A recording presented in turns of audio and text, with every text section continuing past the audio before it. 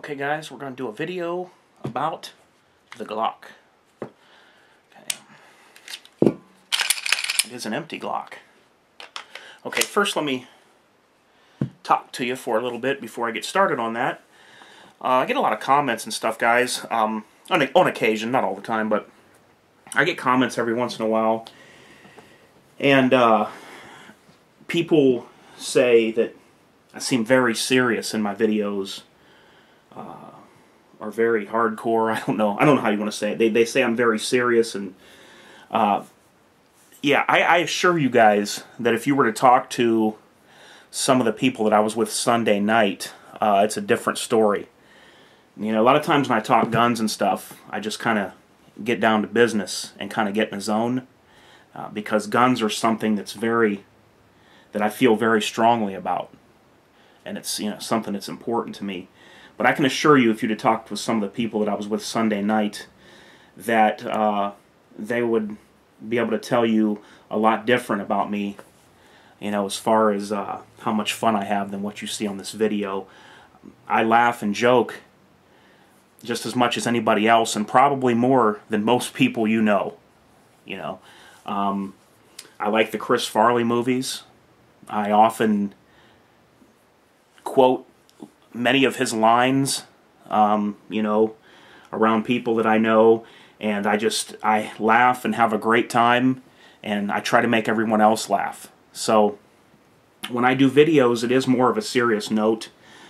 I know some guys, you know, they start their videos out, or they tell you a funny story, or, you know, they joke around, and, you know, that's their thing, and I think that's why a couple of these people, I think that's why they get their subscriptions, in fact, is because that people just want to hear what they're going to say next. You know, maybe I'll do some videos with something, you know, on down the line where you'll get to see a different side of me, and maybe see me having some fun, okay, instead of just the serious stuff. But I just kind of get in a zone when I'm talking about guns, and it's hard for me to deviate away from that. But like I said, I want to reiterate, I just want to assure you that I laugh and joke and have just as much fun as anybody you know, maybe even more. I'm a big jokester. Sometimes I do pranks, and I'm normally the first guy. If I'm with people and, you know, we're somewhere and there's something going on, I'm usually the first guy to start making the jokes about what's going on around us. That's my kind of personality, okay? And I'm starting to realize that in my videos, that type of thing just doesn't come through. You guys really don't get to know the real me through these videos. But like I said, you know, maybe at some point, some of that will start to filter in and get into these videos. Okay, here's JD. Let me see if I can... Yeah, okay, you can see her. She's sitting here very intent. Okay, let's get down to business now, okay? And we're going to get down to business with this Glock 27. No, nothing in particular. Like I tell you guys, I have my gun collection at two different places. And one is where I store the bulk of my handguns, and then I have a certain amount I keep with me, and I will rotate back and forth through the collection. So sometimes, like, you'll see me use a Glock 27 for reference for a while in a video, then all of a sudden, boop, it'll be gone. Okay, then I'll have another Glock or other guns, and the reason for that is because I'm rotating through my collection. I bring things to where I live from the collection, and I'll clean them, check them over, you know, just give them a checkup, you know, or I'll bring things here to shoot, and I will take things with me to the storage where I store them. And yes, they are stored in a controlled environment. But, so I can't just go pick through my however many Glocks I have, which I'm not even going to name, but I can't even go pick through the Glocks that I have right now because they are literally not at my residence. But they are at a storage place, so. Okay, on with the video. First of all, I want to start out by telling you guys, and this video is for everybody, but I'm more gearing this video toward people that are new to Glocks or are thinking about buying them for the first time, males and females, and I just want to clear up some questions that I get all the time from people about Glocks, and just put it out there in a video. Maybe it'll help, you know. First of all, I want to start out by telling you guys that if a gun functions properly, it's not broken, and it works like it was made, there is no such thing as an unsafe gun. What there is unsafe gun handlers and owners. Anybody that tells me that this gun is not safe, that tells me that you are not safe, and you can't trust yourself with a gun. Okay? So I'm going to flip it around. If anybody tells me that a Glock is not safe, chances are they're not safe enough to be able to keep their finger out of that trigger. If you keep your finger out of this trigger, there is not an external safety per se on the Glock. There is a trigger safety right here on the trigger, but there is no external levers or anything. Okay? If you keep your finger out of this trigger, this gun can be loaded 24 hours a day, 7 days a week, and it could sit here for 50 years and it won't go off. But if you were unsafe, this gun could go off. There is no unsafe guns. There is only unsafe people. And that is, of course, if the gun is not broken and it shoots as it's designed to. Now, a broken gun can be unsafe, okay? But we're not speaking about that in this video. Okay, one of the main questions that I get is right-handed shooters go to the range and they shoot their gun and they tell me that they're hitting low and left. And normally the first thing they say is, how do I adjust my sights for that? What should I do? I'm hitting low and left. And I have cured a lot of people of this. What you want to do is you want to take the gun home and you want to unload the gun, of course, and you want to point at something on the wall, hold the gun in a shooting position, and you want to pull that trigger nice and slow until the trigger breaks. Okay? I mean, and by breaks, I mean, you know, it fires like if you had a round in there, but there is no round in there. That's what we call a trigger break, not a literal break. You know, like you broke something. Okay, so you want to pull the trigger slow until it breaks. And what you want to do is you want to do this until you can dry fire the gun without that front sight moving. Once you can do that, you're ready to go back and practice at the range. You can also practice this at the range with live ammo, but it's much easier to do this in your own home and just point at the wall. It is safe to dry fire Glocks. Glock says that you can. There's no harm that you're going to do to the gun, you know, while dry firing. You know, you got a spring in here, and you got the striker inside of the spring, and it just comes out through a small hole, and that's all it's doing. If anything, it's just usage on the striker spring. That's all. Normal wear and tear. You want to take this gun and you want to aim at the wall, just like if you were going to shoot. You know, take your two-handed grip, hold the gun, you know, and pull that trigger nice and slow. And when that gun goes click, when it's back here and goes click, you want that front sight to stay still. That's going to help you a lot. A lot of guys are saying that actually their wives or their girlfriends are carrying these, and that's fine. Here's the biggest problem I see with people. It's not with the Glock, it's with the people. Okay, I would say about, man, maybe as high as 85%, 80 to 85% of civilians that I see at gun shows, gun stores, or anywhere around guns, and some of these guys have had guns for years and have been around guns all their life. Now, this is how they pick up a gun. You say, oh, I'm going to look at this gun. They go, oh, wow. Yeah, that feels pretty good. Look where my finger's at. Watch my trigger finger. This is what they do. They go just like this. Okay, this is what I do. This is what you're supposed to do.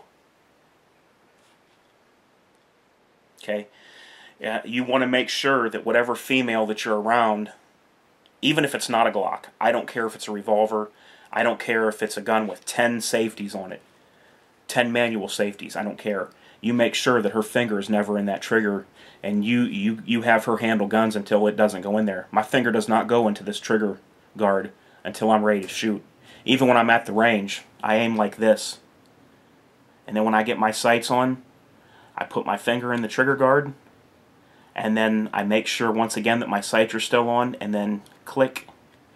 Actually be a bang at the range. But you want to make sure, don't put that booger hook on the bang switch, as they say, okay?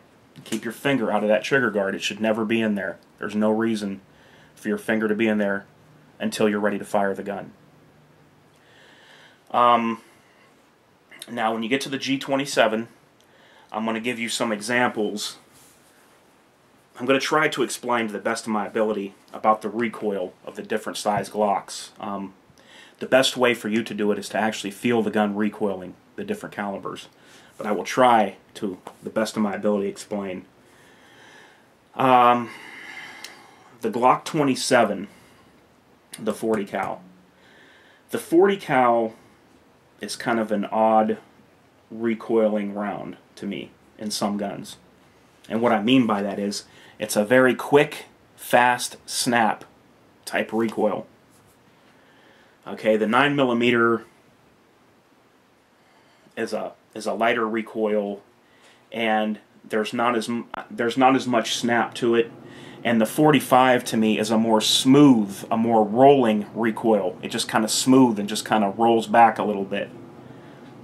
So if your wife or your girlfriend is going to carry a 40 caliber, I would have her do some practicing with that. Because what happens is, a lot of people that are new to guns and they shoot 40, could be any caliber really, but a lot of times with the 40, they'll shoot low and left. Okay, and also if you shoot low and left, besides the dry fire practice, you want to watch where your finger's at. Now guys, you know, for purposes of this video, I have been putting my finger in this trigger guard, but when I'm not on camera and I'm not illustrating something, my finger will never be in there, okay? Just to let you know. Okay, but when you are going to fire the gun, you want it in about to the middle of the pad of your finger. Like if I was going to fire this gun right now, right here, let me get a grip on it.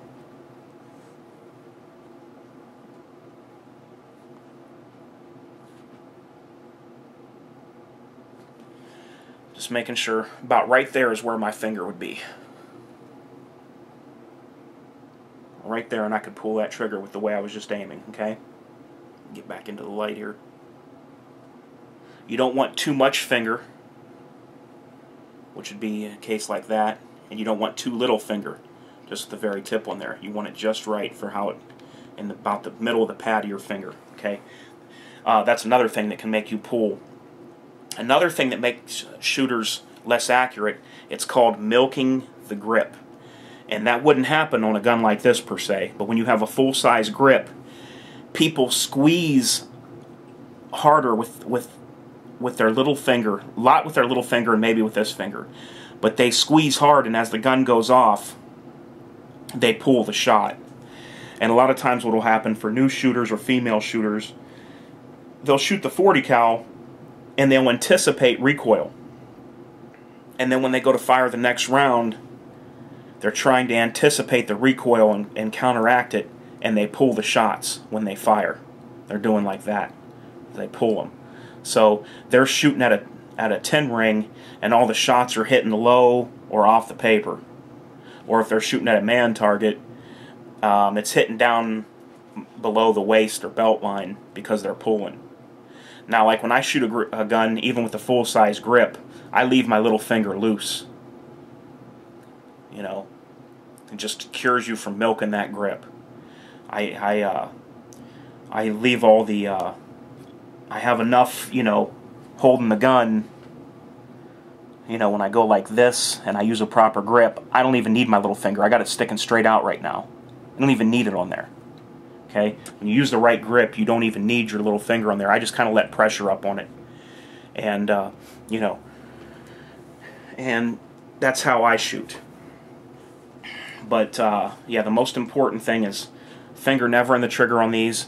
If your wife or your girlfriend, or could even be your daughter, if you're an older person, your mother, if they're going to carry this Glock, also, one thing that you cannot do, never put this gun in a purse without it being in a holster. You don't just drop this into a purse. There again, that's not an unsafe gun, that's an unsafe person. Get my point? If you put this in a purse without it in a holster, there's a chance the trigger could be pulled. When it's in a holster, there is no chance of the trigger being pulled because nothing can touch it. And if it were sitting in a holster on this table right now, it would be safer than the way it is you see it right now. Because not only would it just be sitting here, but the trigger guard would be fully covered all around it. So nothing could get in there to even touch the trigger, okay? You know, another thing you got to be careful with is if you carry the clip draw on these that go on this side. And I know the one guy that watches my videos, he's a cool guy, his name's Dewan1104. He uses the clip draw, and that's fine. I don't have a problem with that, but he might not carry one in the chamber. But the only thing I see is that with carrying with a clip draw, no external safety, is your trigger is open and exposed when that's in your pants. Okay? But like I said, if he's comfortable with doing that, and it works for him, or like I said, maybe he might not even carry one in the chamber, then that works for you, then go for it. But okay, now let's talk about some people ask me, would you recommend a Glock to beginners? And my answer is simply yes. You know, if you're not as dumb as a box of rocks, and you know the main safety rules, the main gun safety rules, and you know you don't put your finger in that trigger guard, sure, go for a Glock. You know, don't be an unsafe person. Okay? You know, pick up the gun, don't put your finger in the trigger guard. Never point the gun at something that you do not wish to destroy. You know, always keep the muzzle pointed in a safe direction. If you're shooting, be sure of your backstop and what's behind it. You know, when you're, you know, behind the target. You know, just the main gun rules is all that you need to apply, and you'll be fine with it. Glocks are for everybody. They're for everybody. They're used by a lot of law enforcement, government, and military, but they're for everybody. Let's see, what else did I want to cover? I get tons of questions all the time, and I knew once the camera came on, boom, there goes my memory, because it just kind of, it's a little bit different when I get on camera. Okay, people want to know, what do I think about the mag releases and the slide releases? Okay, I can clear that up for you real quick. Like, this is called a slide stop, and there's a reason for that. Now, before I get into this, your opinion may vary, some of you Glock guys, and that's fine. What I give you is my opinions. This is called a slide stop.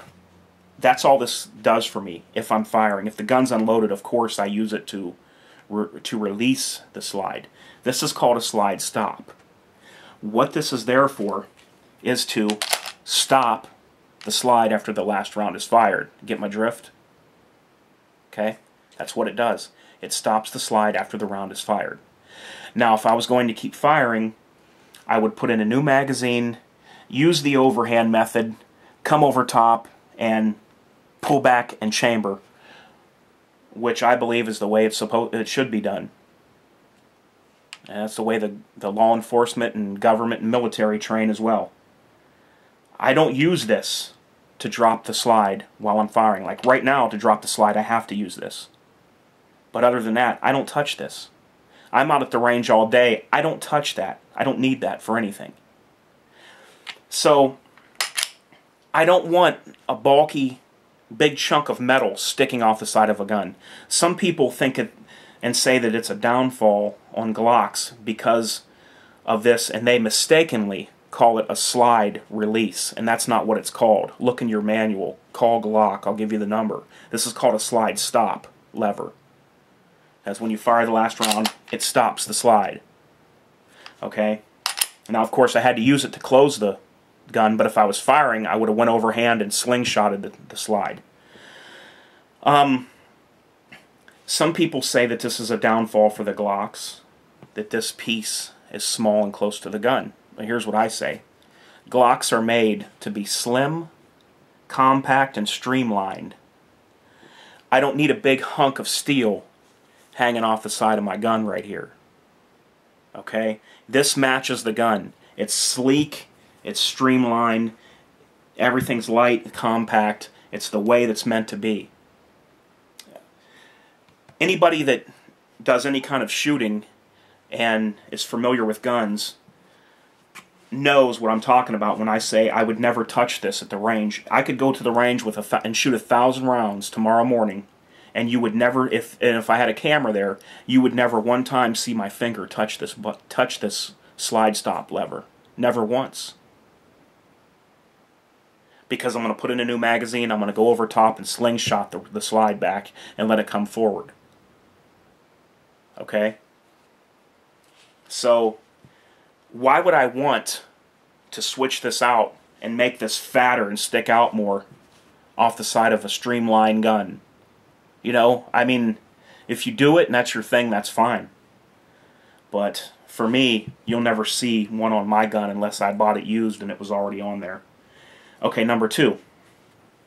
Extended mag releases. Not bad, but not for me. If you're going to carry the gun, I highly recommend you do not get an extended magazine release. Okay? I've told the story in one of my other videos, okay, about a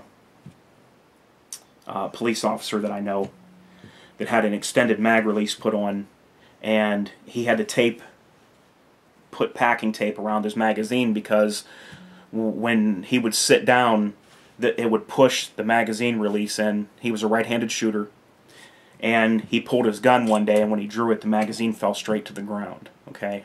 It was just on a traffic stop, so he didn't, you know, nothing happened to him.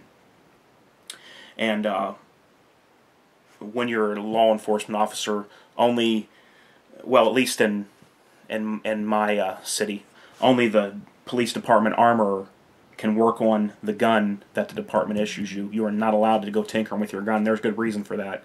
Let's say you're a law enforcement officer and you lighten up the springs or something on your gun. You really don't know what you're doing. You go out to a traffic stop and for whatever reason, maybe you bump the trigger because you're an unsafe person, and now this gun that has these light trigger springs in it, that's not issued by the department, maybe the gun went off, or maybe you shot at somebody and it double tapped and civilian casualty happened. Okay, and it's lawsuit city on something like that. So you cannot tinker with your department issued firearm. So he had to wait until the department armorer could reinstall the standard mag release on his Glock, because if you know, now I know of people that has carried these with the extended mag release and it didn't come out. But do I want to take that chance and roll the dice? Can you imagine if you need your gun and you draw it from the holster and it's, you know, a bad situation, you need the gun quick and you draw it and all you hear is a big clank and bang because your magazine went straight down to the concrete? I would never risk it. Yeah, leave the magazine release where it's at. I guess guys got short thumbs or little tiny hands or whatever that they can't reach it, but for me it's fine the way it is. You know, so, some guys just want to modify stuff and I don't know why that is. And leave it stock. You know, 3.5 pound connector's awesome. Doing the polish job I taught you guys how to do, that's awesome. But you don't have to go overboard, okay? You don't have to go overboard with things on the Glock. And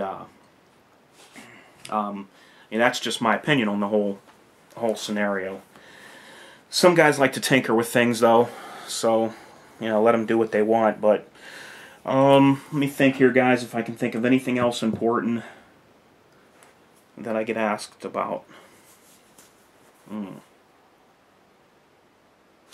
Okay, this has probably already been covered in a way, but a lot of guys will send me a message, and this is serious business when I get this question, and they say, should I carry with one in the chamber? And every time I hear that, I'm like, whew, I hate to give... It's really hard for me to give somebody that I don't know advice on carrying with one in the chamber, and I'll tell you why. Not because the gun is unsafe, but because the person that just typed that message, you might be unsafe, and I don't know you. Okay? I've never seen you pick up a gun. Do you pick it up like this? Or if I said, pick this gun up, would you go like this? Okay? I don't know you. You could be unsafe. It's a very hard question that I get, and I try to send a message back and talk them through it. You know, and you get a little bit better feel for their experience with guns and what they do, and I'll ask them, you know, do you put your finger in the trigger guard? And basically this is what I say. Do what you're comfortable with. If you feel like that you want to carry a Glock without one in the chamber, then I say do that.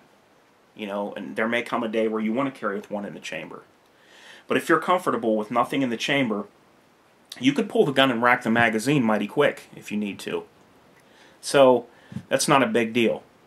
You know, I don't want to advocate. I don't want to sit here. Do I carry with one in the chamber? Yes. But I don't want to talk someone into that that's not comfortable with it. If you want to leave one out of the chamber and leave the mag full in there, then I say you're fine. Okay? You need to do what you're comfortable with. You know, if you're newer to guns and you might accidentally put your finger in that trigger guard, and you might want to wait for a while. You know, nobody's saying that you're dumb or you're stupid.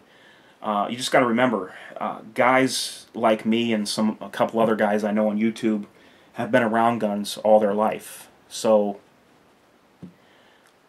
it's a foreign thing for me to think of a full-grown adult to start from scratch learning about guns.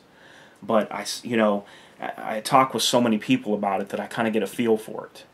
Okay?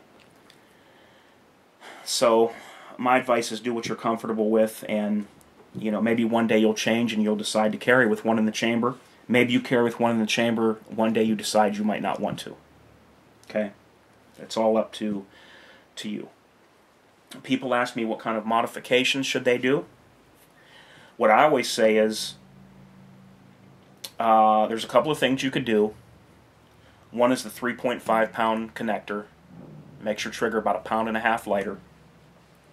And the polish on the parts that I showed you guys to get a smoother trigger pull. But other than that, just leave it stock. There's not a lot of things that I do on these. I do have one G17 that I played around with, and it says Humans for Targets on it, and I don't carry that gun. I've got a few G17s, and I don't carry that gun. It's put away. I use it at the range and stuff. But for the most part, you'll find my Glocks are stock. That's just the way I like to run it. If you guys have any further questions, let me know, because I know as soon as I turn the video off, I'm going to think of something that I wanted to cover. That's the way it always happens. I should have wrote notes down, but I didn't. As you can see, Jadie's here. I think you can see her. Yeah, there she is. She wanted to be in the video as well. But yeah, that's just some of my points on the Glock. As always, if I get enough good questions, I'll do another video on the Glock and clear it up for you guys the best way I can. Because it's like I say, guys, I'm here to try to help you guys in any way I can, and I'm not going to steer you wrong. You can ask several people on here that know me. If you ask me a question and I don't know the answer, I'll try to send you to somebody else, or I'll just tell you I don't know. I won't just make things up. That's the wrong thing to do to people. I won't make anything up, okay? I'll I'll tell you if I don't know. It's happened to me several times. I've gotten a couple questions before that just about flip me out of the chair, and I'm like, I never even thought of that, you know, and or I've never heard of that happening to a gun before.